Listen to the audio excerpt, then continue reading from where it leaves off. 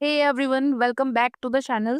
मैं हूं रक्षिता भाटी और इस वीडियो में हम समझेंगे concept of mistake with reference two sections 20, 21 and 22 of contract act.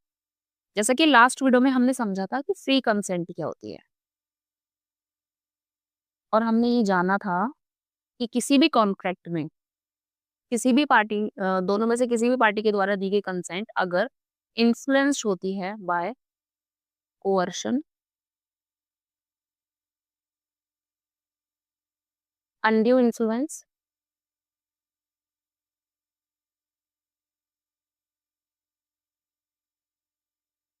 Fraud, misrepresentation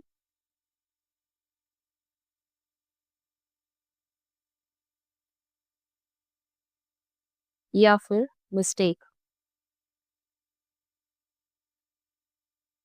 तो वो कंसेंट फ्री कंसेंट नहीं मानी जाएगी। इन चारों को हमने लास्ट वीडियो में कवर कर लिया था। हमारा मिस्टेक बचा था, इसको हम इस वीडियो में समझेंगे। A mistake under the Indian Contract Act 1872 refers to an incorrect belief held by one or both parties about a fact or law relevant to an agreement। तो हमारा कॉन्ट्रैक्ट एक्ट क्या कहता है कि किसी भी एग्रीमेंट में एक या दोनों पार्टीज को होने वाली किसी भी तरह की कोई गलत धारणा या तो वो किसी फैक्ट को लेकर हो सकती है या फिर किसी लॉ को लेकर हो सकती है, जो कि उस एग्रीमेंट में बहुत ही रेलिवेंट है, बहुत ही अहम भूमिका निभा रहा है। उस फैक्ट या लॉ को होने वाली को समझने में होने वाली गलती या तो वो किसी एक पार्टी को हो सकती है या दोनों को, वो क्या कही जाएगी? मिस्टेक कही जाएगी। Only a bilateral mistake of essential fact makes the contract void. अगर ये गलती किसी फैक्ट को समझने में हुई है, ठीक है, तो उस कॉन्ट्रैक्ट को वॉइड कराने के लिए ये गलती दोनों पार्टीज को होनी चाहिए, ये बायलैटरल होनी चाहिए। अगर मान लीजिए किसी एक ही पार्टी को किसी फैक्ट को समझने में गलती हुई है, तो कॉन्ट्रैक्ट को वॉइड डिक्लेयर नहीं कराया जा सकता। आगे देखते हैं mistake of fact. As per section 20, a contract is void when both parties are under a mistake of fact essential to the agreement. Section 20 हमारा क्या कहता है कि जब दोनों ही पार्टी को किसी फैक्ट को समझने में गलती हो जाती है, तो हमारा अग्रीमेंट अपने आप में ही अ, जो हमारा कॉन्ट्रैक्ट होगा वो अपने आप में ही वॉइड होगा। ठीक है। If both parties misunderstand a fact that is fundamental to the contract, the agreement has no legal effect. और जो एग्रीमेंट होगा उसका अपने आप में ही उसका कोई लीगल इफेक्ट नहीं होगा। ठीक है। आप उसको लीगली एनफोर्स नहीं करा सकते। एग्जाम्पल देखते हैं। A agrees to sell B a horse unknown to both. The horse had already died the previous night. ए और बी के बीच में एग्रीमेंट होता है। ए कहता है कि वो अपना हॉर्स बी को सेल कर देगा। ठीक है, सेल करने के लिए एग्री हो जाता है। अब दोनों को ही ये बात नहीं पता कि जिस हॉर्स को लेके दोनों के बीच एग्रीमेंट हुआ है उसकी ऑलरेडी डेथ हो चुकी है। Both are mistaken about the existence of the subject matter. अब इनके बीच जो एग्रीमेंट हुआ था उसका सब्जेक्ट मैटर क्या था? ये हॉर्स था। ठीक है। अब सब्जेक्ट मैटर ही अगर नहीं रहेगा तो कॉन्ट्रैक्ट कैसे एनफोर्स होगा? ठीक है। तो इसलिए कॉन्ट्रैक्ट अपने आप में क्या हो जाएगा? वॉइड हो जाएगा, रद्द हो जाएगा। सेकेंड एग्जाम्पल देखते हैं। A and B enter a contract for the sale of a specific cargo believed to be on the way from London. Unknown to both, the ship sank before the contract was made। अब A और B के बीच में एक contract होता है कुछ सामान को लेकर। ठीक है, जो कहाँ से आ रहा था? लंदन से आ रहा था। अब दोनों को ही ये चीज नहीं पता थी कि जिस शिप से वो सामान आ रहा था वो डूब चुका है। Both mistaken about the existence of goods. Contract क्या हो जाएगा? अपने आप में कॉन्ट्रैक्ट वॉइड हो जाएगा। जब वो गुड्स है ही नहीं एग्जिस्टेंस में, अब भी वो एग्जिस्ट ही नहीं करती, तो कॉन्ट्रैक्ट एनफोर्स आगे हो ही नहीं सकता। तो कॉन्ट्रैक्ट अपने आप में क्या हो गया? रद्द हो गया। नेक्स्ट आता है हमारा मिस्टेक ऑफ लॉ। जब पार्टीज को किसी लॉ को समझने में गलती हो जाती है।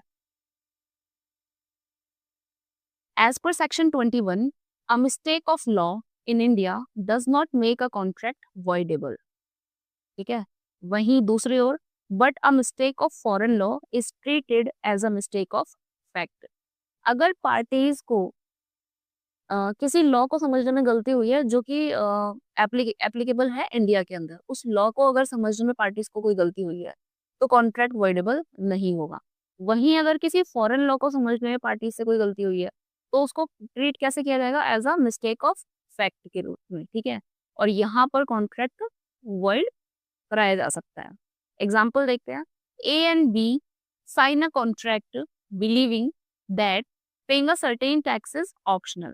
अब ए और बी के बीच में एक कॉन्ट्रैक्ट होता है और दोनों को ही ये लगता है कि कोई स्पेसिफिक सर्टेन टैक्स की बात हो रही है कि उसको पे करना ऑप्शनल है। Later they realise the law made it compulsory. लेकिन बाद में उनको ये समझना आता है कि लॉ ने उसको कंपलसरी कर दिया था। अब यहाँ पे क्या हुआ, अगर मिस्टेक इनको इंडियन लॉ को लेके कोई गलती हुई है तो यहाँ पर कॉन्ट्रैक्ट अभी भी वैलिड है, ठीक है। आप ये नहीं बोल सकते कि किसी लॉ के बारे में आपको जानकारी नहीं थी। वहीं दूसरी ओर अगर किसी फॉरेन लॉ को समझने में कोई गलती हुई है, this can make a contract void if the mistake is essential। Example एक बार देखते हैं। A and B contract based on the belief that German law allows a certain type of import। ए और बी के बीच में एक कॉन्ट्रैक्ट होता है और दोनों को ही ये भरोसा होता है कि मतलब जिस काम को लेकर, जिस चीज को लेकर उनके बीच में ये कॉन्ट्रैक्ट हुआ है उसको जर्मन लॉ उसका इंपोर्ट अलाउ करता है। Actually German law prohibits it, लेकिन एक्चुअल में क्या है, जर्मन लॉ उसको अलाउ नहीं करता। अब इन दोनों से ही एक लॉ को समझने में गलती हुई है जो कि एप्लीकेबल है कहाँ, जर्मनी में, ठीक है, आउट ऑफ इंडिया। तो इसको कैसे ट्रीट किया जाएगा, as a mistake of fact, और कॉन्ट्रैक्ट को वर्ड कराया जा सकता है।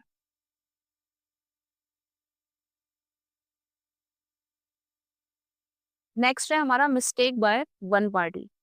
As per section 22 a contract is not voidable merely because one party is under a mistake as to a matter of fact।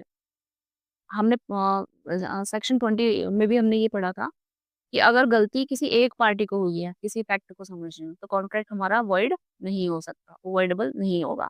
Example एक बार देखते हैं। A offers to sell his car for 5 lakhs। B mistakenly thinks the offer is for 50,000। A is unaware of B's misunderstanding। अब क्या हुआ, ए ने offer दिया अपनी कार को बेचने के लिए 5 लाख रुपए में, ठीक है। अब बी ने क्या समझ लिया, बी ने सोचा कि बी ने 5 लाख को 50,000 समझ लिया। अब ए को नहीं पता कि बी से गलती हुई है, ओनली बी इज मिस्टेकन, ठीक है। तो कॉन्ट्रैक्ट क्या रहेगा हमारा, वैलिड रहेगा। अगर गलती यहाँ दोनों से हुई होती, ए से और बी दोनों से गलती हुई होती, तो कॉन्ट्रैक्ट को वॉइड कराया जा सकता था, वो वॉइडेबल होता, वॉइड होता अपने आप में।